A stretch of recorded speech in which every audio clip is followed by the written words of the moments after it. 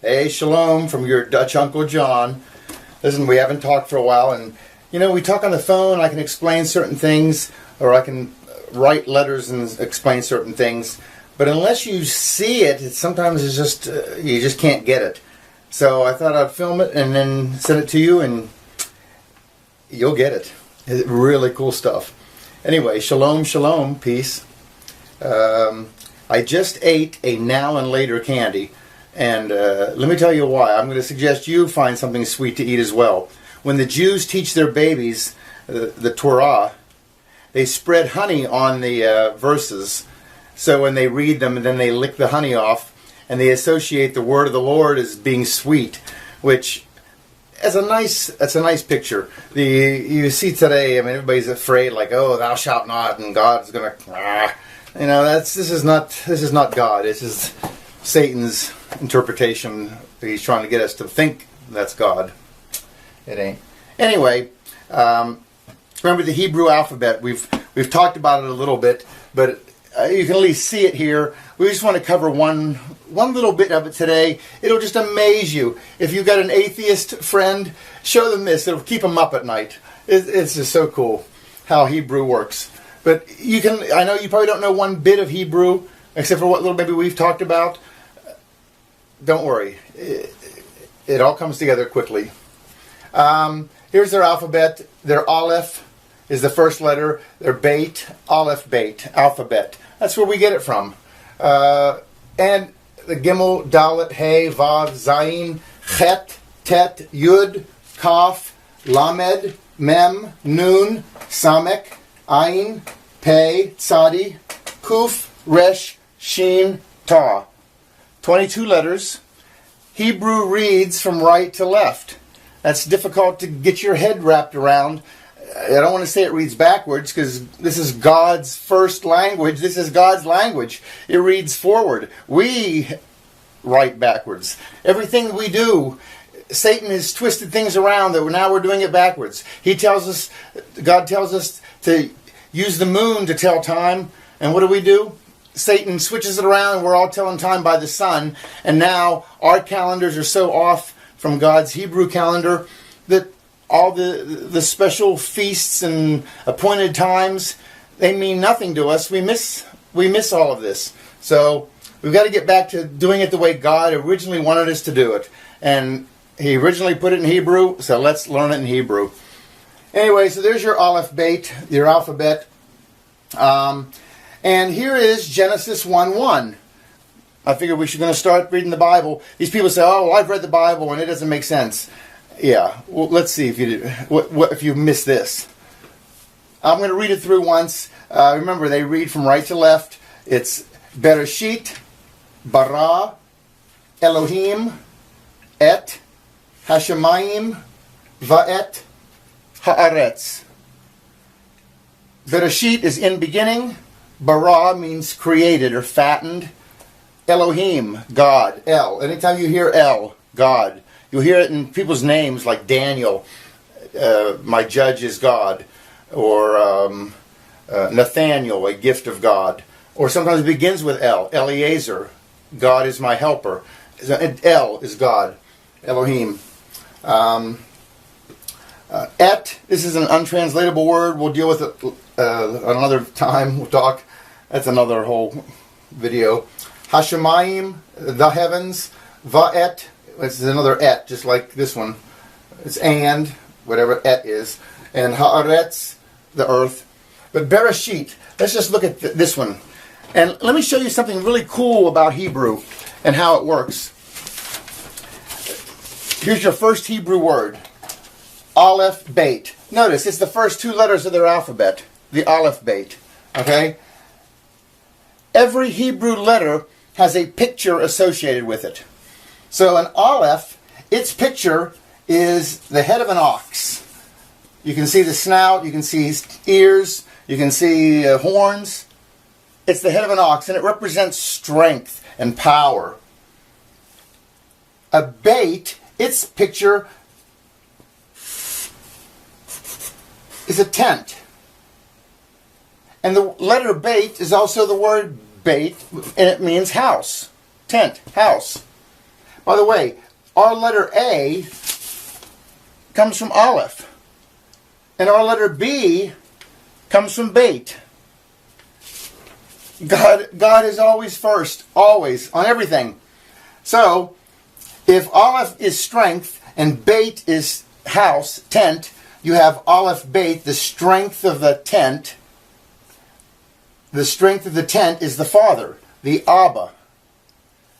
Abba. You can pronounce it phonetically, and you can figure out its meaning. That's unbelievable that every word in Hebrew does this. So what you need to learn is you learn your 22 letters and then learn their pictures and what is associated with them, and you're figuring out Hebrew words. Here's one more. Beit. Well, we already know Beit. It's a house. It's a tent. By the way, you've heard the word Beit before. Even if you spoke no Hebrew, you know Beit. This is in Beit Lechem. Lechem is bread. Beit is house. Beit Lechem is house of bread. Jesus says, I am the bread of life. And he's born in Beit Lechem, the house of bread. How funny. And here we have Resh. A Resh, its picture is a head.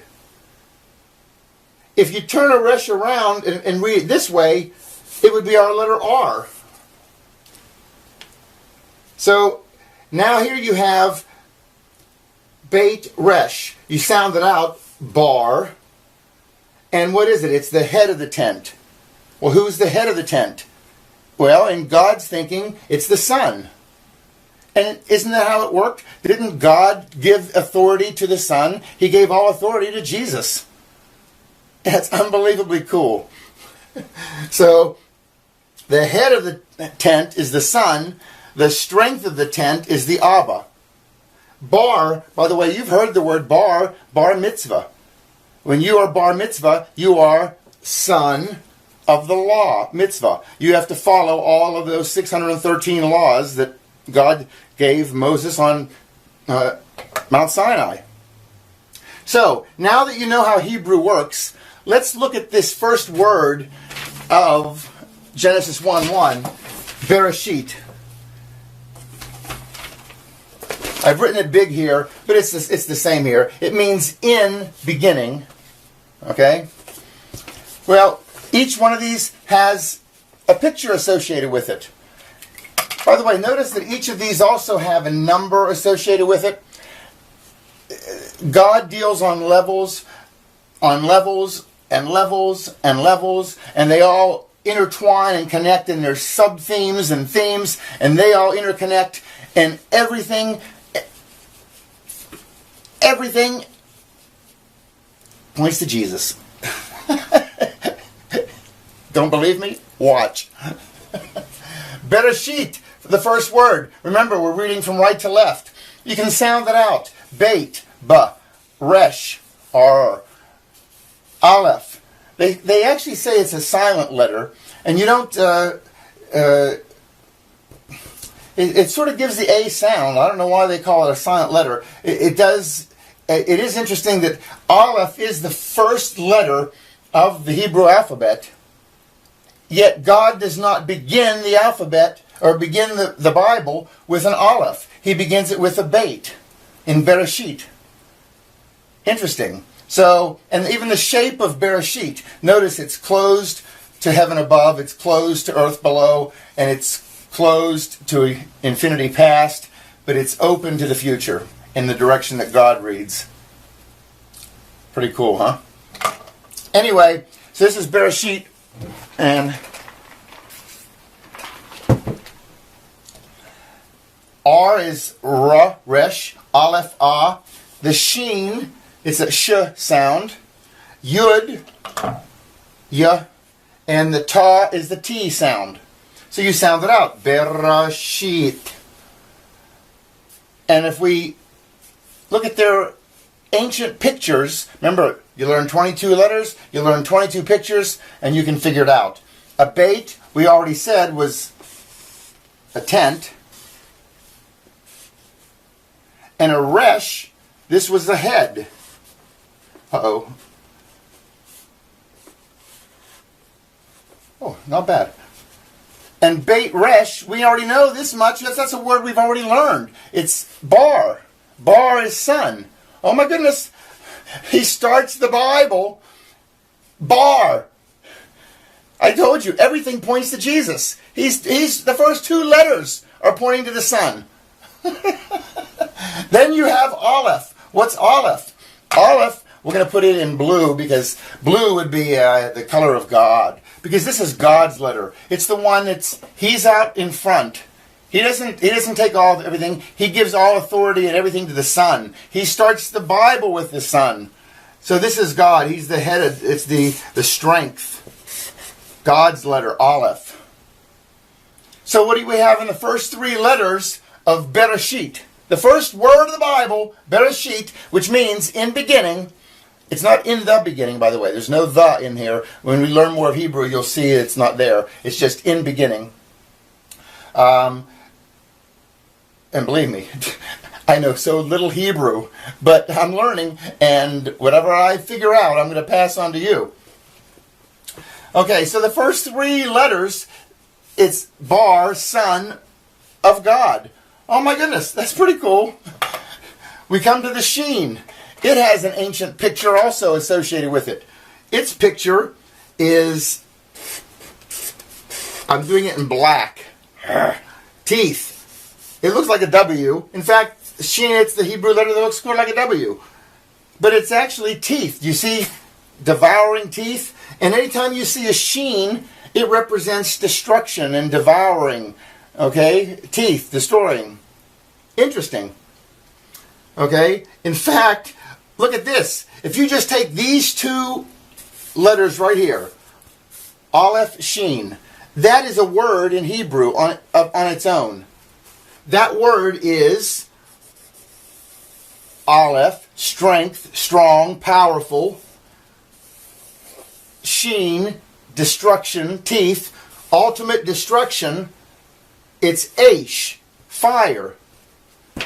In fact, Aish, whenever Moses was up on Mount Sinai, and who does he the burning bush? It's the Aish Sinai. The Aish is fire. Sinai is bush. The Aish Sinai, the fire in the bush. And it's just a cool picture of God. He's the fire. He's the judge. He can destroy. He's the fire. But the bush isn't consumed because he's also merciful. Unbelievably cool picture. But here he's got his Aish. He uses this name on Mount Sinai. But you can see how Hebrew works. You get these. You can figure out what the words are, and they sort of define what they are. A Yud. The Yud, its picture is a hand. And we'll do the hand here. They actually draw it sort of like this. It's an arm. Okay, you can see an arm coming down and coming out in the hand. And it represents work or a hand doing something. Yud. It's the smallest Hebrew letter. When Jesus, in the New Testament, he talked about not one jot or tittle will pass from the law before all are fulfilled. He didn't say jot. He said yod. He's saying not even the smallest letter in the Hebrew alphabet will pass from the law. So that's the yod. Very cool. It's the 10th, number 10. He begins his names with yod, which is very God. That's a God thing. His name Yahweh begins with a yod, or Yeshua begins with a yod. His city Jerusalem begins with the yud. He's almighty, unbelievable, almighty God, and he uses the smallest letter for his name because he can. And then we come to the Ta, and the Ta, its picture it's the letter T. Ta, hear it? So you T. Or it's a cross, which you put your mark, your Ta. That's what it is. So the word Bereshit, if you sound it out, you have bar, the Son, Aleph, of God, is destroyed by his own hand, willingly, on the cross.